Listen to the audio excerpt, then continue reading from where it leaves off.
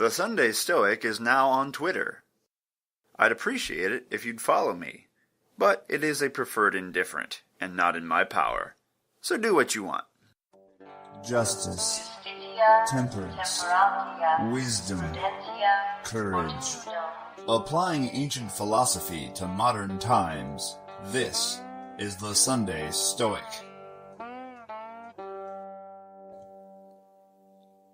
Episode 36 of the Sunday Stoic.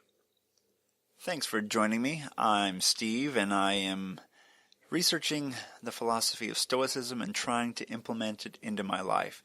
And I have seen some of the rewards of implementing this philosophy. I'm a little more content, a little more calm, and just slowly working on being a better person overall. I have decided that I wanted to really work on Epictetus's disciplines of Stoicism. And last week we talked about the three topi, the three major branches of Stoicism. And these are going to relate to Epictetus's three disciplines. And we'll get more into that later and in future episodes. Today we're going to focus on his first discipline, and that is desire. Trying to pay attention to the things we want to happen and our aversions to the things that we desire not to happen. But before we do that, I want to thank everyone for supporting the show, for emailing questions, and for listening. So far, we're at almost 70,000 downloads. Now, that's not per episode or anything crazy like that, but total downloads are about 70,000. That's more people than lived in my home county where I grew up in Ohio, so that's pretty awesome. I appreciate it. Keep listening, and if you have anything you want to add to the show, just shoot me an email. I got an email from Nicholas who said, I enjoy the podcast, and if a Stoic is subject to bullying or sexual harassment at work, I think Stoicism would say they should try to laugh it off or ignore it. This seems pretty generally good advice, but at some level of severity, the Stoic must surely take a stand. I am curious what the ancients had to say about this, and how this would be modified by a modern Stoic perspective.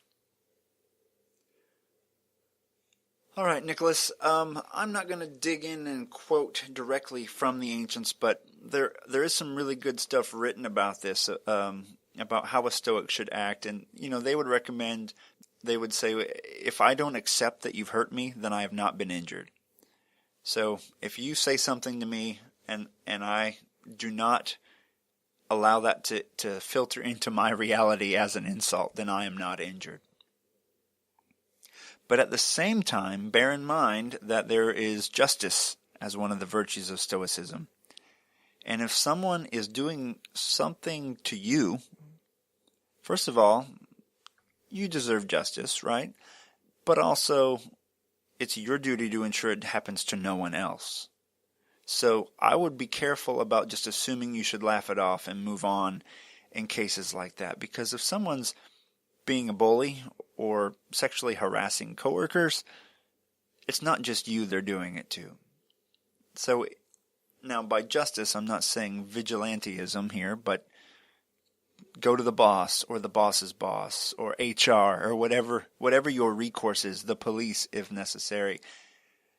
That's my perspective, what I've synthesized from the readings. And like I said, if you want to know more, I can shoot you some of the quotes. I don't have them in front of me here. So that's my best take on it. But let me point out one more thing. Stoicism is not psychology, right? It is not a therapist. It is something that can pair up with those helpful medical tools. But if someone has harassed you or bullied you, don't tear yourself apart if you can't just brush it off. You're not a sage. You're not the perfect Stoic. Get help if you need it. Okay? All right. Reading number 1 from a selection from the Discourses of Epictetus. And what a man ought to be exercised who has made proficiency, and that we neglect the chief things.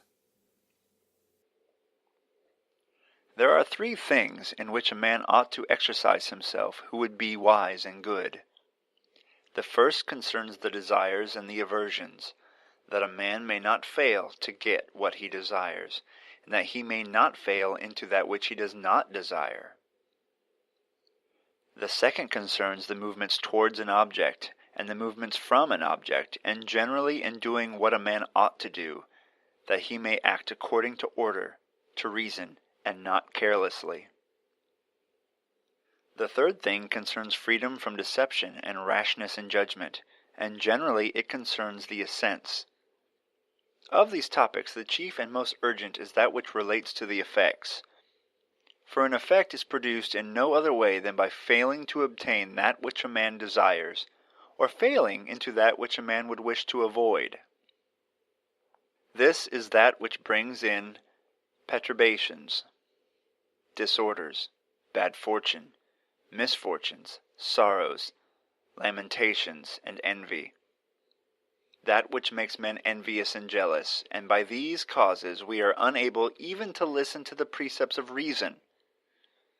The second topic concerns the duties of a man, for I ought not to be free from the effects like a statue, but I ought to maintain the relations, natural and acquired, as a pious man, as a son, as a father, as a citizen. Reading number 2, a selection from the Discourses of Epictetus. Of progress or improvement.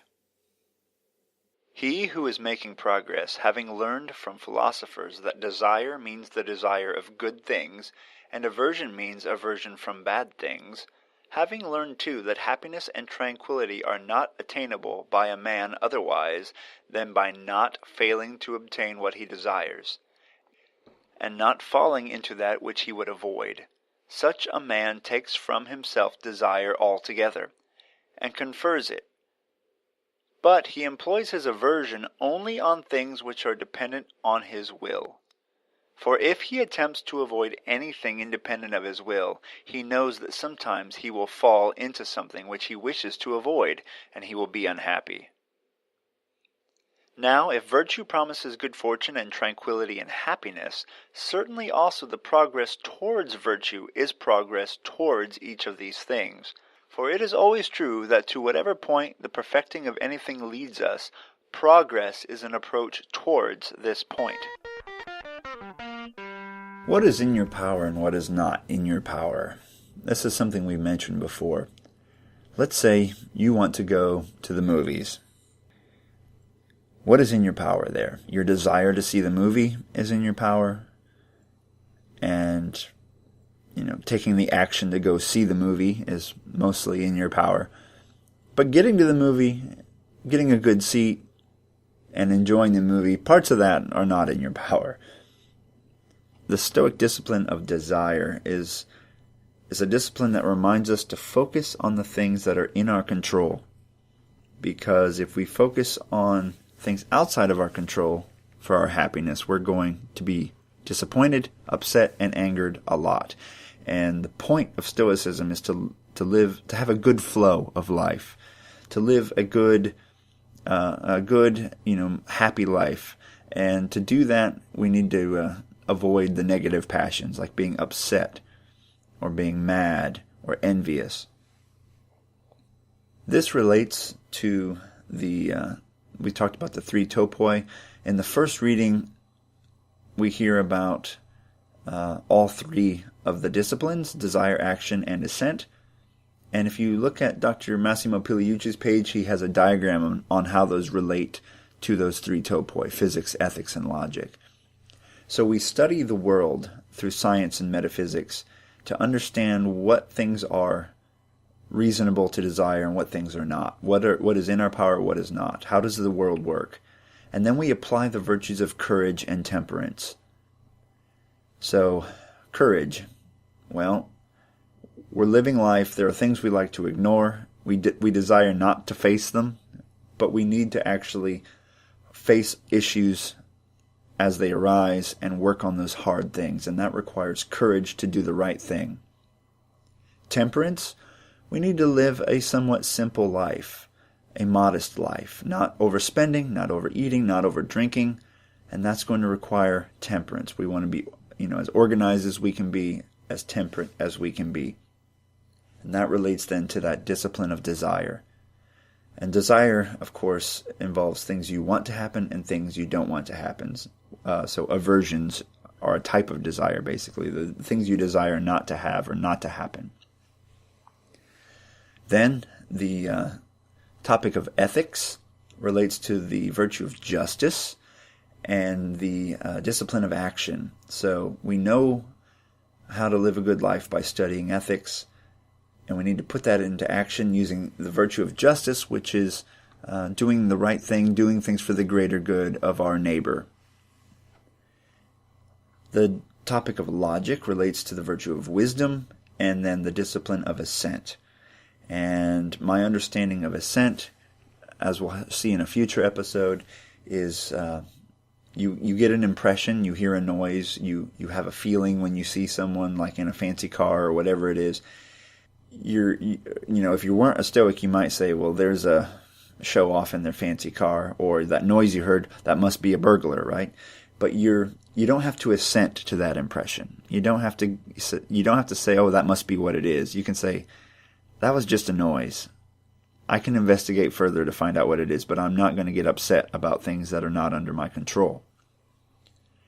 It's sort of like a Stoic co-pilot helping you to monitor everything you do and everything, all these sensory inputs you get to make sure you're not overreacting and everything you're doing is stoical, if you will. Sort of like I said, a co-pilot or Stoic mindfulness. You can check these out. I'll post some links to Dr. Massimo Pigliucci's page where this is explained in more detail. The second reading then relates to the Stoic discipline of desire in more detail.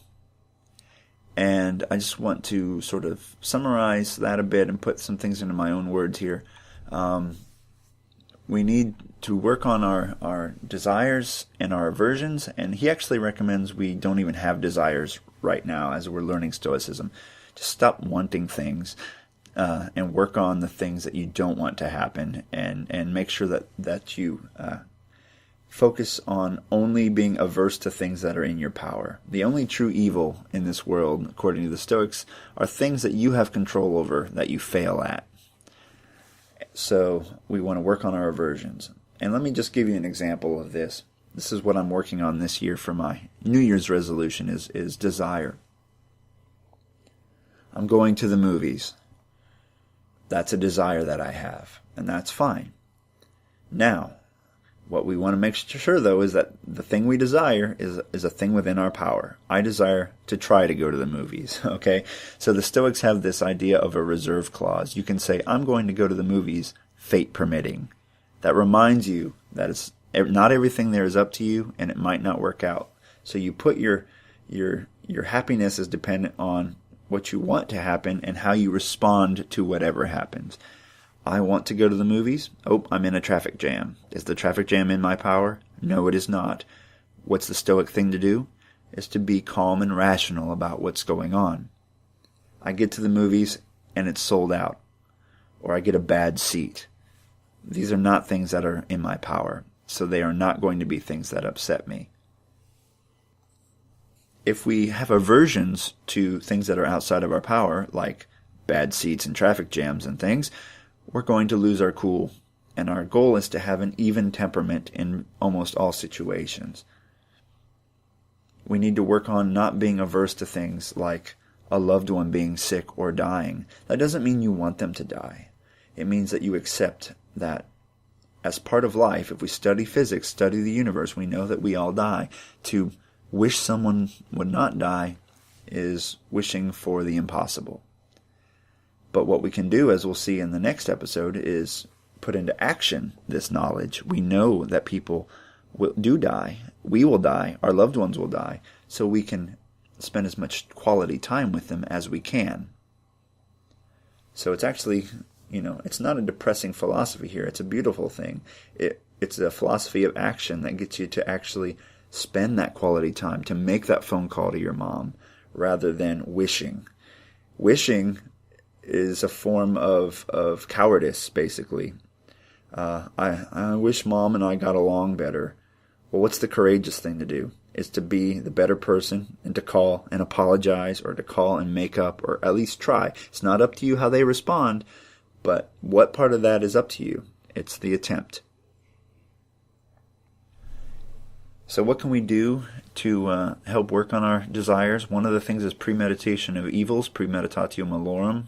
You can focus on a meditation on losing the things you already have, or remembering that things might not go the way you planned today, and that will help you to appreciate what you got, and it will help you to not overreact if something doesn't work out.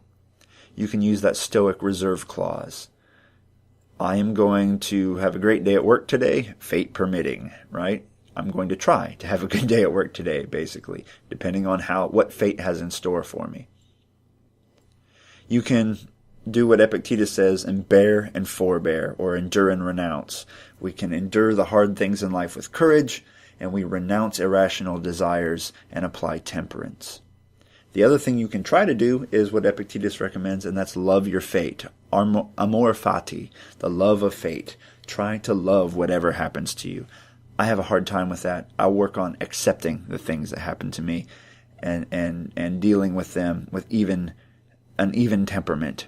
But perhaps the perfect Stoic can love whatever happens to them. So that's the discipline of desire. Work on focusing on the things that are up to you, and try not to be averse to things that are not up to you, and try not to desire things that are not up to you. Start there, start working on that, and you'll become a more calm, collected, and cool person. All right? That's what I'm going to do. So email the show. Give me your comments. Volunteer to read. SundayStoic@gmail.com. And I'll see you next Sunday. Carpe diem.